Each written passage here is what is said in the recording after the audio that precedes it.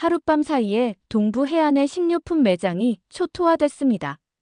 창고마다 비어버린 선반들, 울상을 짓는 매장 관리자, 사라진 재고와 주문서. 처음엔 수입선의 단순 착오로 생각했죠. 하지만 다음 날부터 모든 게 이상해지기 시작했습니다. 연방 공급망 데이터에 비상이 걸렸고 각 주의 병원과 학교 급식팀이 비명을 지르기 시작했죠. 도시 전체의 기내식 공급이 멈춰버렸고 샌드위치 체인점 수천 곳이 임시 휴업에 들어갔습니다. 기자들은 묻기 시작했습니다. 도대체 뭔데 이걸 못 들여오면 나라가 멈추는 거죠? 백악관은 회의 일정을 전면 조정했고 무역위원회는 특별조사라는 이름으로 밤샘 보고를 요구했습니다. 그때 저는 워싱턴에서 호출을 받았죠.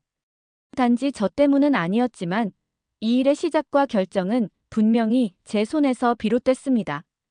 공식 통계상으로는 단순한 식품 공급 지연이었지만 그 안에는 저도 몰랐던 구조적 맹점과 하나의 산업을 둘러싼 오만이 숨어 있었죠. 먼저 이야기를 시작하기 전 구독과 좋아요, 그리고 댓글로 여러분의 경험도 공유해주세요. 영상 제작에 아주 큰 힘이 됩니다. 구독과 좋아요는 무료인 거 아시죠? 그럼 지금부터 이야기를 시작하겠습니다. 저는 클레어 모로, 미국 무역위원회 소속 전략국장입니다. 그리고 지금부터 제가 겪은 이 믿기 힘든 일에 대해 이야기하려 합니다. 믿으실 수 있을진 모르겠지만 미국이 잠시 멈춘 그 이유는 아주 조용한 그러나 너무나도 정직한 나라에서 시작됐습니다. 제 커리어 초반이었습니다. 지금처럼 고위 전략국장이라는 직함도 없었고 단지 유망한 신입 분석관으로 불리던 시절이었죠. 당시 제가 처음 배정받은 프로젝트는 아시아에서 수입되는 농수산 가공품의 안전성에 관한 실태 보고서였습니다. 국가별 샘플 제품을 수거하고 성분과 위생, 제조 이력을 조사해 리스크를 평가하는 작업이었죠. 그러던 중 한 소비자 신고가 들어왔습니다. 서부 해안의 한 마트에서 판매된 수입식품으로 인해 아이가 병원에 실려갔다는 내용이었어요. 현장 조사 요청이 떨어졌고 제가 직접 캘리포니아로 내려가게 됐습니다. 거기서 문제의 식품을 확인했죠.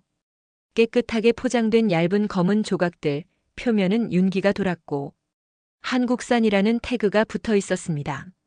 그땐 이게 뭔지도 몰랐죠. 그냥 또 하나의 이상한 수입식품 정도로 여겼습니다. 조사 결과는 예상 밖이었습니다. 성분에는 이상이 없었고 원인도 제품 자체가 아닌 유통 과정 중 일어난 온도 변질이었거든요. 하지만 언론은 이미 특정 국가를 겨냥해 떠들기 시작했고 저도 보고서에 공급원 관리 미흡이라는 문장을 써넣을 수밖에 없었습니다. 그때부터였어요. 제 안에서 무언가가 굳어지기 시작한 건 한국은 깔끔해 보이지만 본질은 조잡하다. 겉모습은 있어 보이지만 결국 값싼 대량 생산품이다. 이건 단순한 분석이 아니라 제 안의 실망과 편견이 함께 엉겨 만든 감정이었는지도 모릅니다.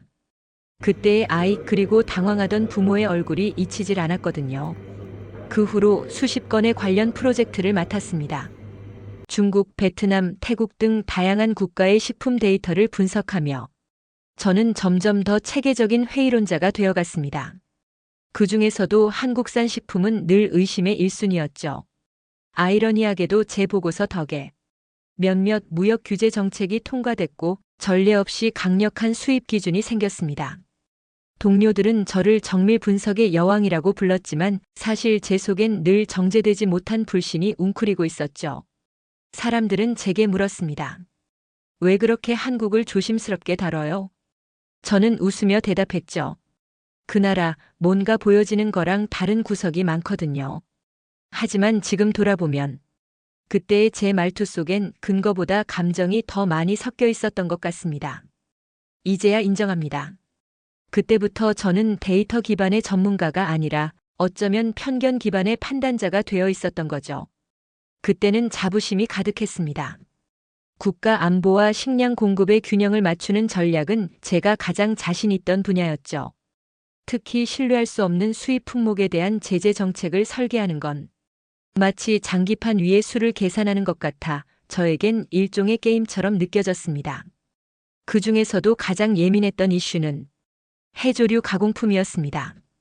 지금은 누구나 손쉽게 먹는 식품이지만 사실상 가공 공정부터 유통 시스템까지 거의 전부가 아시아, 그중 한국이라는 단일 국가에 의존하고 있다는 건 오래전부터 제가 제기해온 문제였습니다. 저는 그렇게 주장했죠. 다변화되지 않은 공급망은 국가 안보에 위협이 된다. 위원회는 저의 분석에 박수를 보냈고 해조류 품목에 대한 특별관세라는 새로운 수단을 저에게 맡겼습니다.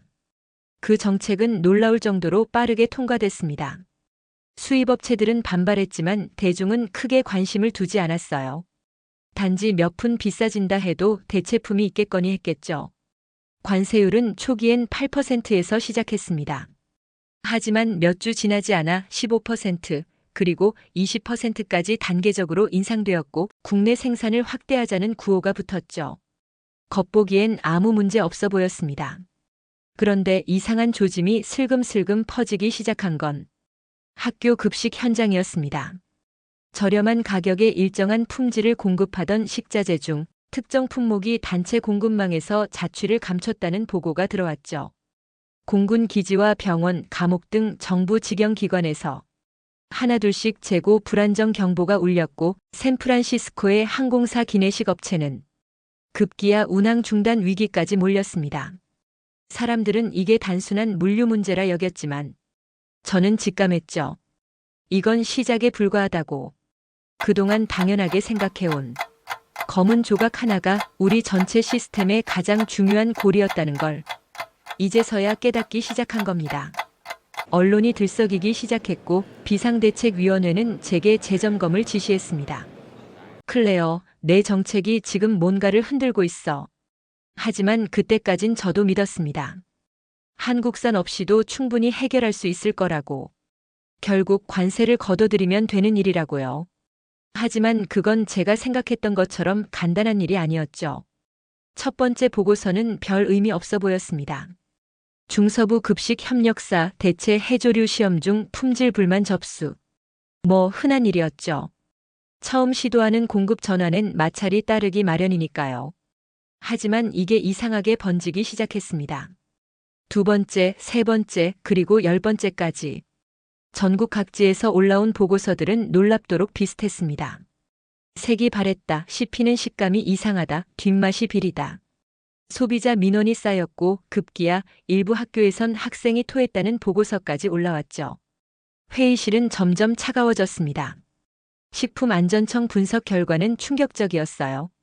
현재 대체품으로 사용된 동남아 수입 해조류 중 70% 이상이 기준 미달입니다.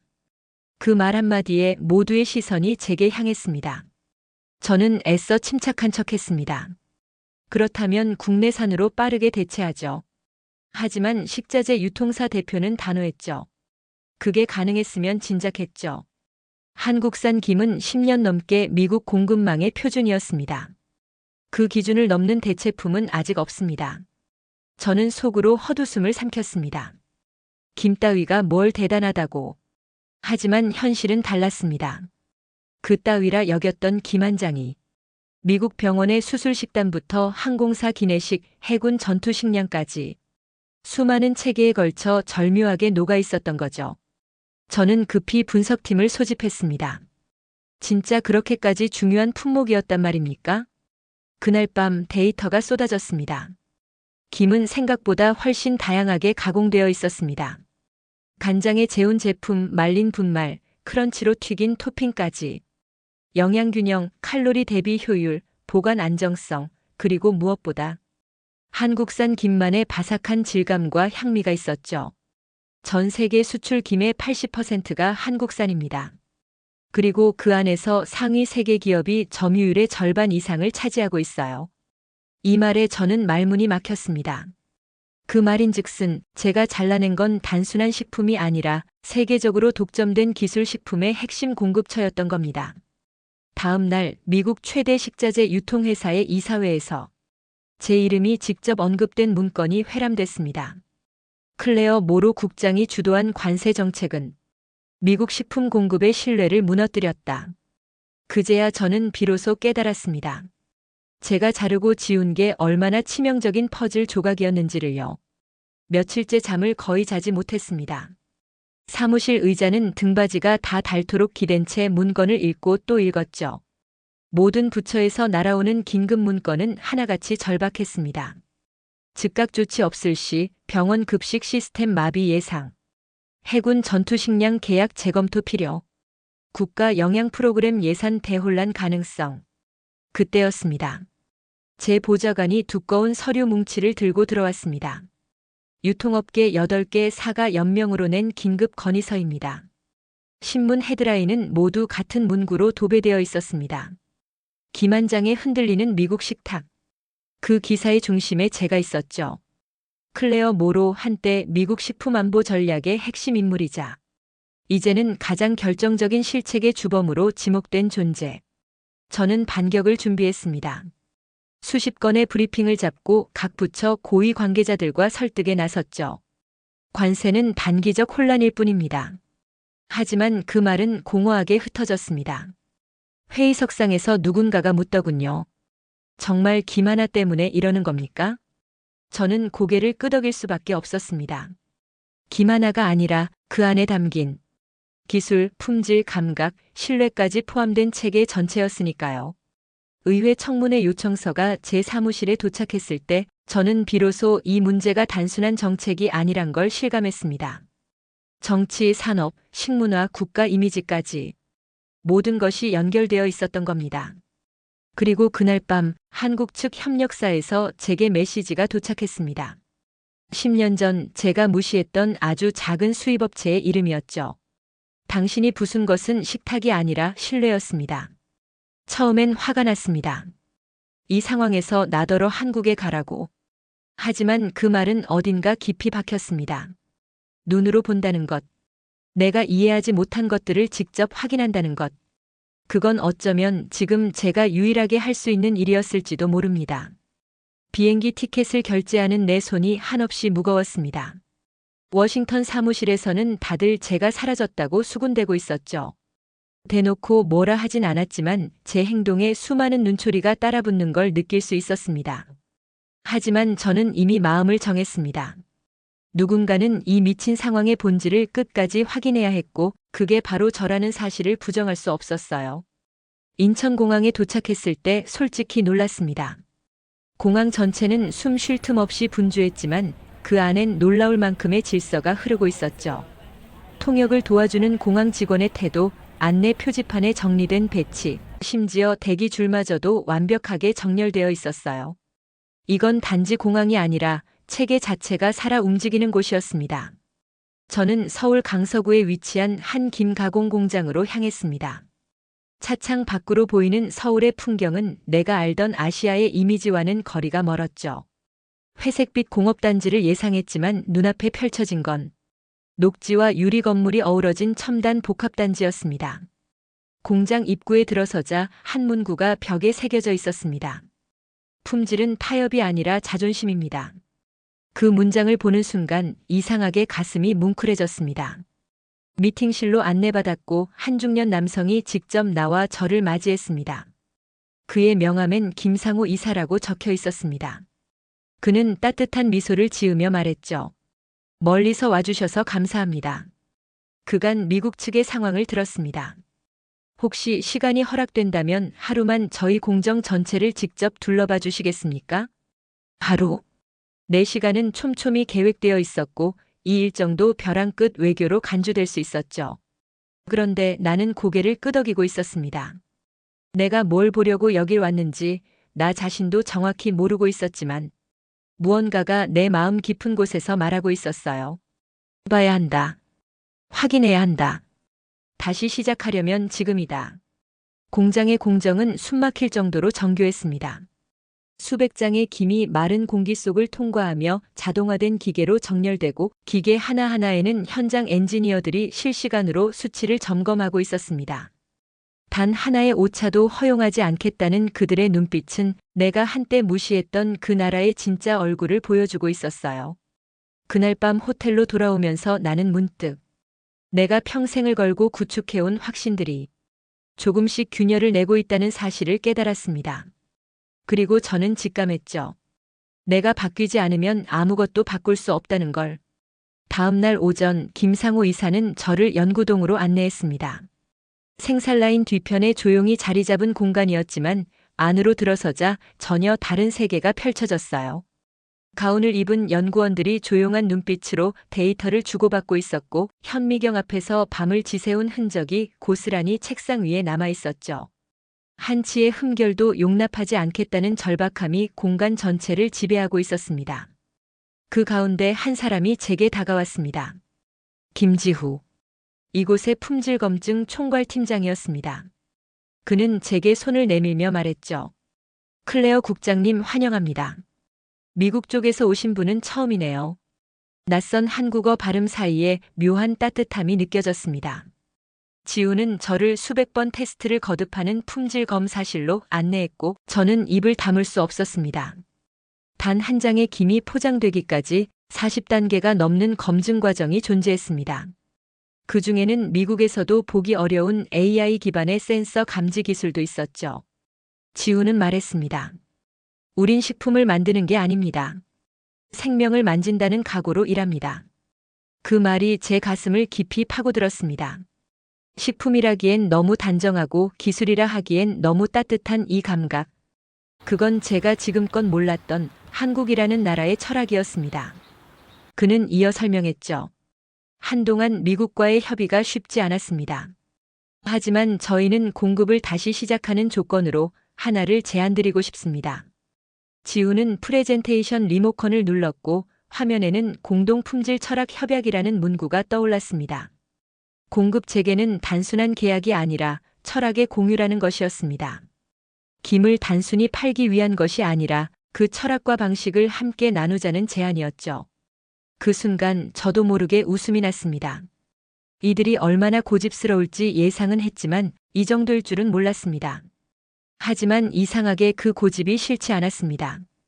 호텔로 돌아오는 길 저는 본사에 전화를 걸었습니다.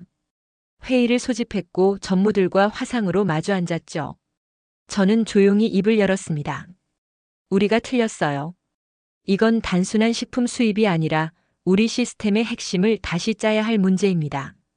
처음엔 다들 눈을 동그랗게 떴지만 곧 하나둘 고개를 끄덕이기 시작했습니다. 그리고 그 순간 저는 알 수 있었습니다. 우리가 지금 서 있는 자리는 변곡점이라는 것을. 그리고 이 변화는 바로 여기서 시작되어야 한다는 것을요. 협약 체결 이후 첫 번째로 바뀐 건 품질 검사 방식이었습니다. 미국의 식품안전청은 한국식 검수 매뉴얼을 기반으로 새로운 시범 프로그램을 시작했고 제가 속한 전략실은 이 전환을 총괄하는 임무를 맡았죠. 예전 같았으면 말도 안 되는 결정이라며 들고 일어났을 고위 간부들이 이번엔 유난히 조용했습니다. 아니, 조용하다 못해 빠르게 움직였어요. 처음 도입된 건 비파괴 검수라는 개념이었습니다. 기존에는 일정 수량을 뽑아 물리적으로 검사한 뒤 전반의 품질을 추정하는 방식이었지만 한국은 단 한 장도 훼손하지 않고 센서 기반으로 전수 검사를 진행하고 있었습니다. 미국에서도 이 기술을 도입하자 오류율이 급감했고 학교와 병원 급식에서 클레임이 70% 이상 줄었습니다. 수치로 나타난 이 변화는 고정관념을 무너뜨리는 결정적 한방이었죠. 언론도 움직이기 시작했습니다. 미국 최대 시사주간지에서는 식탁 위의 혁명이라는 제목으로 한국의 김산업과 공급 철학을 집중 조명했죠. 기자는 마지막 문장에서 이렇게 썼습니다. 우리는 김을 다시 배우고 있다. 그것은 음식이 아니라 문화이자 시스템이다. 이와 동시에 유럽 쪽에서도 반응이 왔습니다. 독일과 프랑스 식품유통협회에서 한국 방문단을 꾸렸고 심지어 중국마저도 한국식 공정을 학습하겠다는 의사를 밝혔습니다. 저는 그 순간 미국이 이제 더 이상 가르치는 나라가 아니라 배우는 나라가 되어가고 있음을 실감했죠. 그렇다고 모든 게 순조롭기만 했던 건 아닙니다. 내부에서는 여전히 회의적인 시선이 존재했고 이 조그만 해초 하나에 왜 이렇게까지 해야 하느냐는 조롱도 들렸습니다. 하지만 저는 그때마다 한국에서 직접 본 연구소의 풍경을 떠올렸습니다. 말없이 묵묵히. 그러나 절대로 대충 넘기지 않았던 그들의 태도를요. 제가 가장 감명 깊게 본 변화는 우리 쪽 기술진들이 하나둘 자발적으로 한국의 검사 방식을 연구하기 시작한 것이었습니다. 시켜서 하는 게 아니라 궁금해서 하는 일이었죠. 그게 바로 진짜 변화의 시작이라는 걸 저는 알고 있었습니다. 그리고 어느 날 김지우에게서 메일이 왔습니다. 짧은 인사와 함께 이런 말이 적혀 있었습니다. 우리는 이걸 기술 이전이라고 부르지 않습니다. 존중의 시작이라고 부르죠. 그 문장을 읽고 저는 한동안 말을 잊었습니다. 어쩌면 우리가 그동안 놓치고 있던 건 기술이 아니라 그 기술을 대하는 태도였는지도 모르겠다고 생각했거든요. 협약 이후 6개월이 흐른 어느 날 저는 다시 한국 땅을 밟았습니다. 이번엔 한빛 김 공동연구센터 개소식에 미국 대표 자격으로 참석한 거였죠. 단순한 식품연구소 개소식인데 현장 분위기는 꽤 묘했습니다. 외신 기자들과 관계자들 그리고 무역국 대표들이 잔뜩 몰려 있었으니까요. 그리고 저는 그 무대 위에 서서 연설을 해야 했습니다. 솔직히 말하자면 준비했던 원고가 있었지만 무대에 오르자 아무 의미 없어졌습니다. 저는 그냥 제 이야기부터 꺼냈습니다. 여기 오기 전까지 저는 이 산업을 너무 작게 보았습니다. 김이라는 단어 하나에 너무 많은 선입견이 덧씌워져 있었죠. 하지만 오늘 저는 말할 수 있습니다. 한국은 더 이상 부품이나 재료를 파는 나라가 아닙니다. 당신들은 생명을, 문화를, 철학을 수출하고 있습니다. 그 순간 청중들의 표정이 미묘하게 바뀌는 걸 느꼈습니다. 어떤 이는 고개를 끄덕였고 어떤 이는 놀란 듯 눈을 깜빡였죠. 하지만 제 말은 거기서 끝나지 않았습니다. 처음에 우리는 단순히 김을 다시 사오자는 회의로 시작했습니다. 그러나 지금 우리는 어떻게 이 시스템을 함께 만들어갈 수 있을까를 고민하고 있습니다. 이것은 기술의 문제를 넘어 국가 간의 관계를 바꾸는 계기입니다. 박수가 터졌고 개소식은 성공적으로 끝났습니다. 그날 밤 호텔 방에서 저는 예전에 메모했던 문서를 다시 열어봤습니다. 이 프로젝트 초기 제가 썼던 문구가 거기 적혀 있었죠. 한국, 대체 가능하다. 그 문장 위에 저는 조용히 새롭게 썼습니다. 파워드 바이 코리어. 그건 단순한 구호가 아니라 제 경험을 통해 얻은 결론이었습니다. 다음 날 공항으로 가는 길, 저는 창밖으로 펼쳐진 한국의 바다를 바라보며 생각했습니다. 아마도 지금 전 세계에서 김이라는 단어는 더 이상 식품에만 머무르지 않을 거라고요. 그건 시스템이고 철학이고 하나의 방식입니다. 우리가 배워야 할 조용하지만 강한 방식. 그리고 저는 이제 확신합니다. 작지만 단단한 이 나라가 세계의 흐름을 진짜로 바꾸고 있다는 것을요. 오늘의 사연은 여기까지입니다. 이 이야기는 시청자 여러분이 보내주신 사연을 기반으로 각색하고 재구성해서 제작되었습니다. 오늘도 잊지 않고 함께 해주셔서 진심으로 감사합니다. 마치기 전에 구독과 좋아요 다시 한번 부탁드립니다. 그리고 시간이 되시면 댓글로 여러분 생각도 들려주세요.